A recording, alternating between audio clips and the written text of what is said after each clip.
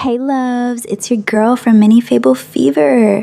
This story is absolutely insane. You guys are not ready for this one. My sister-in-law thought she can have my position and tried to take my shares in the family company. She went nuts at Christmas. My family owns a construction supply company that my grandfather started in 1971. My father took over in the 90s and turned it into one of the biggest distributors in our region. We have 2 warehouses and contracts with builders across 3 counties. I grew up around that business. I spent my summers there from the time I was 14. I swept floors and organized inventory and learned how to read invoices before I learned how to drive. When I graduated college with a degree in business management, I came back and started working full-time in operations. My brother Oakley is 2 years older than me, and he never wanted anything to do with the company. He went into teaching, and he was happy with that. Nobody had a problem with it. My father respected his choice, and so did I. Then Oakley married Tamsin. Tamsin came from a completely different background. She grew up without much, and I never held that against her. When Oakley brought her to her first family dinner, she was polite and quiet, and I liked her. That lasted about 6 months. The shift happened when Tamsin found out what the company was worth. I don't know who told her. Maybe Oakley mentioned it, or maybe she looked it up. But the second she understood the numbers, everything about her changed. She started showing up to family dinners with opinions about the business. She'd ask my father about quarterly earnings in the middle of passing bread. She'd ask me how many new contracts we signed that month while we were watching football. She started referring to the company as our family business, even though she had never set foot inside either warehouse. She told her own friends she was part of a family empire. She changed her social bio to include the company name like she was on the board. At one of Oakley's co-worker dinners, she apparently told a table full of teachers that her husband's family owned one of the largest construction supply companies in the region, and that she was being groomed for a leadership role. Oakley told me about it later and laughed nervously like it was just Tamsin being Tamsin. I didn't laugh, because I knew what she was doing. She was building a public identity around a company she had no role in, so that when she eventually made her move, there would already be a version of reality where she belonged there. At first, I thought she was just trying to connect with my dad's world. Then she started pushing harder. She walked into my father's office on a Wednesday without an appointment and handed him a resume. She had 3 years of retail experience at a clothing store, where she'd been a sales associate, and a certificate in bookkeeping from an online course she finished in 6 weeks. The certificate cost $400. I know because she asked Oakley to pay for it, and he mentioned it to me casually like it was a normal thing for his wife to be doing. She told my father she wanted to run the accounting department, not work in the accounting department, run it. Our accounting department had 2 full-time certified professionals who had been there for over a decade. One of them, a woman named Gloria, had a master's degree in forensic accounting and had caught a $47,000 billing discrepancy 3 years earlier that saved us from a supplier who was double invoicing us. The other had been with my grandfather. These were serious people doing serious work, and Tamsin wanted to walk in with a 6-week online certificate and manage them. My father told her he appreciated her interest, but there were no open positions, and the department was fully staffed. Tamsin took that as a personal attack. She went home and told Oakley that my father was shutting her out of the family. Oakley called my dad and asked him to give Tamsin a chance. My dad said there was nothing to give her a chance at. The job didn't exist. Tamsin didn't stop. She started showing up at the main warehouse during work hours wearing business clothes like she had a meeting. She'd walk around and ask employees questions about their departments like she was conducting some kind of audit. She brought my father lunch twice, and both times she sat in his office for over an hour talking about growth strategies she read about online. She told him the company needed a fresh perspective and that she could bring new energy. One of our foremen asked me who she was, and I told him she was my brother's wife, and he said, well, she told me she was the owner's daughter-in-law and that she was shadowing operations this quarter. She gave herself a title and a timeline that nobody offered her. Things got worse around the holidays. My father always hosted a big dinner at his house on Christmas Eve, and that year he made an announcement. He said that after a lot of thought and planning with his attorney, he was gifting me a 15% ownership stake in the company. He said I had earned it through 10 years of hard work, and that he was proud of the woman I became. My mother smiled and squeezed my hand. Oakley stood up and hugged me. He told me I deserved it, and he meant it. Tamsin sat completely still. She didn't clap. She didn't smile. She stared at my father like he had just slapped her. Then she looked at me and said, what about Oakley? My father said Oakley would always be taken care of, but that the company shares were going to the person who built their career in the company. Tamsin said that wasn't fair. She said Oakley was the firstborn, and that in most families the oldest son gets the business. My father told her this wasn't most families, and that the business went to whoever earned it. Tamsin stood up and said, so 10 years of me supporting this family means nothing. My father looked at her and said, Tamsin, you've been in this family for 2 years. She told him she had been helping behind the scenes and that nobody acknowledged her contributions. My mother asked what contributions. Tamsin couldn't name one. She looked at Oakley and told him to say something. Oakley looked at her and said, my sister works there, Tamsin. She's been there since she was a kid. This is hers. Tamsin grabbed her coat and walked out. Oakley followed her. They sat in the car for about 20 minutes and then they came back inside. Tamsin didn't say another word for the rest of the night. After Christmas, Tamsin tried a different approach. She went directly to Oakley. She told him that the share transfer wasn't just about me. She said it was about their future and their children's future, and that by not fighting for a stake in the company, company, Oakley was letting his family down. She told him that if he truly loved her, he would demand equal ownership. She used words like legacy and birthright and entitlement, and she used them so often that Oakley started repeating them. By January, Oakley called my father and asked for a meeting. I wasn't invited. I found out about it later from my mother, who overheard the whole thing from the kitchen. Oakley told our father that he'd been thinking about the company and that he felt the share distribution should be equal. He said he understood that I had put in the work, but that blood was blood, and that as the oldest son, he should have been offered something. My father asked him if those were his words or Tamsin's. Oakley didn't answer. My father said, "I've known you your whole life, and you have never once expressed interest in this company. You chose teaching. You told me you were happy. Now suddenly you want equal ownership, and the timing happens to coincide exactly with your wife finding out what the business is worth." My father was not a man who raised his voice. He didn't need to. He spoke the way contractors talked about load-bearing walls, factual, measured, and the facts he laid out that afternoon were structural enough to end the conversation. He told Oakley that the ownership decision was final, that the shares were mine, that Oakley would always be taken care of financially through the family trust, which had been established years ago and included a generous provision for both children, but that the company, the operations, the decision-making, the equity was going to the person who showed up every day for 10 years and earned it. Oakley left that meeting and didn't call any of us for 2 weeks. My mother was upset. She called me crying one night and said, "This is tearing us apart." I said, "Mom, I didn't do anything." She said she knew that. She said she was just scared of losing Oakley. I told her she wasn't losing Oakley. She was watching Oakley get managed by someone who wanted access to something she didn't build and was willing to damage every relationship in the family to get it. My mother said that's a strong statement. I said it's an accurate one. In February, Tamsin escalated again. She showed up at the warehouse while I was running a quarterly inventory audit with our logistics team. She walked in wearing heels on a concrete floor and asked to speak with me privately. I told her I was working. She said it would only take a minute. I stepped outside with her because I didn't want a scene in front of my employees. She said she had been doing research and that as Oakley's wife, she believed she had a claim to a portion of the company through marital property rights. She said she had spoken to a lawyer. She said the lawyer told her that because the company was a family asset and because Oakley was a direct descendant, there were grounds to argue that the share transfer to me was an attempt to dilute Oakley's inheritance. She said all of this in the parking lot of a warehouse where I had spent a decade building relationships with every supplier, every contractor, and every driver who pulled in and out of those loading docks. She said she wanted 30%, not for herself, for Oakley. She kept saying for Oakley like she was being selfless. For Oakley. Like the man who never wanted the business was suddenly being cheated out of it. Like the man who chose teaching because he loved it was now a victim of the sister who chose construction supply because she loved it too. 30% of a company worth several $1,000,000. She said the number like she was asking me to pass the salt. I asked her if Oakley knew she was here. She said of course he does. She said they discussed it and agreed this was the best approach. The best approach. Cornering me in a parking lot during a workday to demand a third of a business she'd never worked a single hour in, that was the best approach. I called Oakley right there in front of her. He picked up and I said, "Did you send Tamsin to my warehouse to demand 30% of the company?" He was quiet for about 5 seconds, and then he said she told me she was going to talk to you about it. I said, "Did you ask her to?" He said, "Not exactly." I said, "Oakley, did you or did you not ask your wife to come to my place of work and threaten me with a lawyer?" He said, "Nobody's threatening anyone." I said, "She just told me she spoke to an attorney about claiming a share of the business through marital property rights. Is that not a threat?" He didn't have an answer. I told him I loved him and that I always would, but that if his wife came to my warehouse again, I would have security escort her off the property, and if she wanted to pursue this legally, she could direct her attorney to ours. Then I hung up and went back inside and finished the inventory audit because I had work to do. That evening, I called my father and told him everything Tamsin had said in the parking lot. He listened without interrupting. When I was finished, he said one word, "Good." I said, "What do you mean, good?" He said, "I've been waiting for her to say it out loud so I could respond officially." He said he'd already spoken to our family attorney after Christmas because he saw this coming. He said the attorney had reviewed the share transfer, the company's operating agreement, and the family trust documentation. The transfer was airtight. It was structured as a gift with full tax documentation filed. The company was an LLC, and the operating agreement explicitly stated that membership interests could not be transferred to anyone outside the existing members without unanimous consent. Oakley was not a member. Tamsin was not a member. Oakley's only financial connection to the company was through the family trust, which my father controlled as trustee. There was nothing for Tamsin's attorney to claim. There was nothing for Oakley to demand. The company was structured the way my father built everything, carefully, with documentation, with every wall load-bearing. My father sent a letter to Tamsin through our attorney. The letter was 3 pages long, and it explained in plain language that the share transfer was legally sound, that the company's operating agreement did not provide for inheritance-based claims, that marital property law did not apply to a business interest gifted to a non-spouse family member, and that any further attempts to assert a claim would be met with a formal cease and desist. The letter also noted that Tamsin's visits to the warehouse without authorization could be considered trespassing on commercial property, and that the company reserved the right to restrict access. He also included a summary of the family trust provisions, which showed that Oakley was already set to receive a distribution of $200,000 upon my father's retirement and an additional provision in the estate plan worth roughly the same amount. Tamsin had been fighting for access to a company that was worth considerably more than what Oakley was already guaranteed to receive through channels that didn't require anyone to show up at a parking lot with a lawyer's phone number. She just didn't know it because she never asked and nobody told her because she had never earned the conversation. She'd spent 2 years trying to get in through the window when there was already a door with Oakley's name on it. She just didn't know it was there because she was too busy trying to kick mine down. The letter arrived on a Thursday. By Friday evening, Oakley was at my parents' house alone, without Tamsin. My mother said he sat at the kitchen table for a long time and didn't say much. Then he told my father he was sorry. He said he let Tamsin get in his head. He said he never cared about the company, and that watching me build my career there was one of the things he was most proud of. He said he should have shut it down the first time she brought it up, and he didn't, because she made him feel like he was failing his future family by not fighting for more. My father told him there's nothing wrong with teaching. He said your sister runs the business because she loves it. You teach because you love it. Both of those things matter, but the business is not a birthright. It's a job, and nobody who hasn't done the job gets to own the job. Oakley said he understood. He asked about the trust, and my father explained the full terms for the first time. Oakley's eyes went wide when he heard the $200,000 figure. He said I didn't know it was that much. My father said I know you didn't, because you never asked about money. That's one of the things I've always respected about you. The implication was clear. Oakley never asked because he didn't care. Tamsin asked because she did. And the difference between those two impulses was the entire problem. Oakley went home and apparently told Tamsin about the trust and the letter and the legal reality of the situation. I don't know exactly what was said between them, but I know the fallout. Tamsin called my mother the next day and told her that the family had made its choice and that she would remember it. My mother said, "What does that mean?" Tamsin said it means I know where I stand. My mother, who had been patient through all of this, who had mediated and stayed quiet and tried to keep peace for months, who had cooked Tamsin dinner and included her in holidays and never once said a cross word to her even when Tamsin was walking through our warehouse like she owned it, finally lost her composure. She said, "Tamsin, you've been in this family for 2 years. In those 2 years, you have never offered to help at a holiday. You have never asked me how I'm doing. You have never babysat for your nieces or volunteered to bring a dish or called on a Sunday just to talk. You have never shown up for anything that didn't involve the business or money. You showed up at the warehouse without permission. You demanded a job that didn't exist. You tried to take your sister-in-law's shares through a lawyer. And now you're telling me you know where you stand. Yes, you do. You stand exactly where you put yourself." My mother told me about this conversation later that evening. She said her hands were shaking the entire time. She said she'd never spoken to anyone like that. I said, "Mom, everything you said was true." She said, "I know. That's why my hands were shaking. The truth is heavier when you finally let it out." Tamsin hung up. That was the last time she spoke to my mother directly. She and Oakley stayed together. I'll give them that. Whatever happened between them after the letter, they didn't split. But Tamsin stopped coming to family events. She stopped showing up at the warehouse. She stopped calling my father. She stopped posting the company name on her social accounts. She stopped telling her friends she was part of a family empire. She disappeared from the family in a way that was both sudden and slow at the same time. Sudden because the calls and the visits stopped. Slow because the absence took months to fully register. I think she expected us to chase her. I think she expected someone to call and beg her to come back and say we were wrong and she was right and here are your shares. Nobody called. Nobody chased. The business kept running. The holidays kept happening. The family kept gathering. And the empty chair where Tamsin used to sit filled in the way empty chairs always do. You notice it for a while and then you stop noticing it and then one day you can't remember what the room looked like when it was occupied. Oakley started coming to dinners alone. He'd say Tamsin wasn't feeling well or that she had plans. Nobody pressed him. After a while, nobody asked at all. The company continued. I got promoted to vice president of operations the following year. My father started stepping back and letting me run the day-to-day. I hired 3 new drivers, restructured our delivery routes to reduce fuel costs by 11%, and renegotiated 2 supplier contracts that saved us $83,000 annually. I did all of this from the same warehouse floor where Tamsin had walked around in heels asking employees questions they didn't owe her answers to. Then we landed a $1.4 million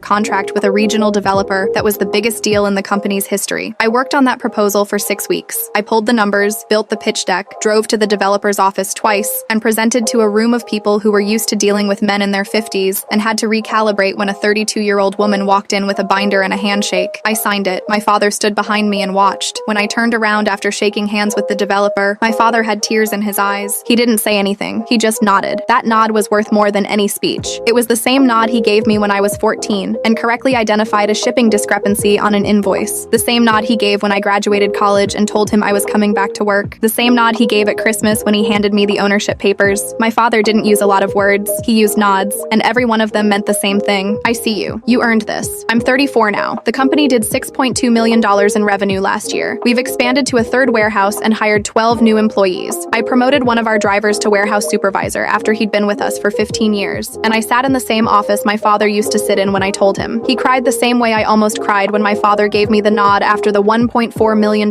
contract. That's how you know a company has a soul, when the people inside it feel like they matter. Tamsin never understood that. She saw numbers on a spreadsheet and a bio she could change and a title she could give herself. She never saw the floor. My father still comes in 3 days a week, but mostly to drink coffee and walk around the floor and talk to the guys who've been there as long as he has. He tells the same stories about my grandfather and the truck and the first warehouse they rented in 1971 for $200 a month. Everyone has heard the stories. Nobody tells him to stop. The 15% stake he gave me that Christmas has been supplemented with an additional 10% I earned through a performance-based vesting schedule we agreed on with the company attorney. I own 25% of a business my grandfather built with a truck and a handshake in 1971. I earned it one invoice at a time. Oakley is still teaching. He's a good teacher by all accounts, and he seems happy in the way that people seem happy when they've stopped pretending to want something they never actually wanted. He and Tamsin had a baby last year, a girl. He brings her to family dinners sometimes, and my mother holds her and cries the way grandmothers do. Tamsin sends photos through Oakley's phone, but she doesn't come. I don't know if she's embarrassed or angry or indifferent. I don't think about it much. Last Thanksgiving, Oakley brought the baby and stayed late, and we sat on the porch after everyone else had gone inside. The baby was asleep in a carrier between us, and the air smelled like leftover turkey and cold grass. He looked at me and said, "I never said this properly, but I'm sorry." I said, "You don't have to apologize." He said, "Yeah, I do." He said, "I let someone convince me that what you earned should have been mine just because we share a last name and I should have known better." He said, "I watched you work every summer growing up, and I know how much of yourself you put into that place, and I had no right to let anyone tell me I deserved a piece of it." I told him he did know better. He just loved someone who didn't. He didn't argue with that. He looked down at the baby and said, "I want her to know her aunt. I want her to grow up seeing what you built and knowing that women can run things like that." I said, "Then bring her to the warehouse sometime." He smiled. It was the first real smile I'd seen from him in a long time. Not the polite one he wore at family dinners when Tamsin was managing his expressions from across the table. A real one. We sat on the porch for a while longer and didn't talk. The warehouse lights were visible from my parents' house if you looked east past the tree line. I could see them from where I was sitting. 2 buildings and a parking lot and 53 years of a family business that started with a man and a truck. Tamsin wanted 30% of that. She got a letter from an attorney and a seat in the car on Christmas Eve. I got the keys.